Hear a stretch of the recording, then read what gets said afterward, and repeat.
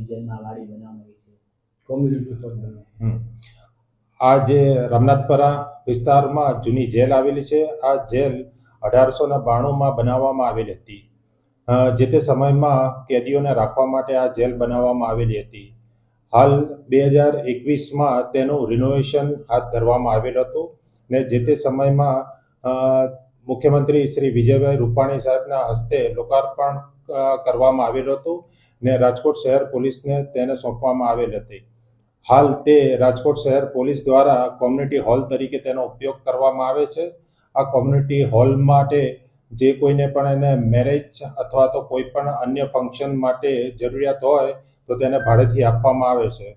આ કોમ્યુનિટી હોલમાં વિશાળ પાર્કિંગની વ્યવસ્થા છે. જે કોઈ પણ જગ્યાએ રાજકોટ શહેર ખાતે આવું હોય વિશાળ પાર્કિંગ મળી શકે એવું નથી.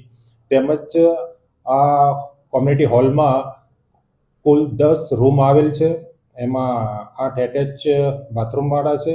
વિશાળ અંદર ખુલ્લી જગ્યા પણ આવેલી છે, એટલે ખૂબ મોટો પ્રસંગ પણ હોય તો એ પણ પ્રસંગ પાર પડી શકે છે. એમાં સર શું કહેશો, આ જેલ અનોખી જેલ છે, આખું રજવાડી ટાઈપ અને આખું બાકી બહારથી બનાવ્યું છે.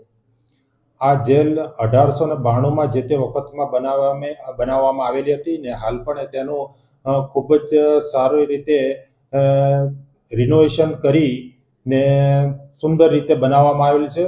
અને એ આખી રજવાડા ટાઈપ જ કોઈને પણ એને પ્રસંગ માટે રજવાડા જેવું કોઈ પણ પ્રસંગ રાખવો હોય તો એ પ્રસંગ પણ થઈ શકે છે ને એની દિવાલો પણ એને જૂના જમાના ટાઈપની જ છે. એનું ભાડું કઈ રીતે છે? ભાડામાં પોલીસ પરિવાર માટે એક દિવસનું 3000 રૂપિયા છે ને કોઈ પણ એને ખાનગી કે પ્રાઇવેટ વ્યક્તિને એ ભાડે જોઈએ તો એના માટે 15000 રૂપિયા છે. અને કેટલા સમય અગાઉ બુકિંગ કરાવવું પડે? એક દિવસ પહેલા પણ અથવા તો પ્રસંગની અનુકૂળતા એ ગમે ત્યારે એને બુકિંગ કરાવી શકાય છે.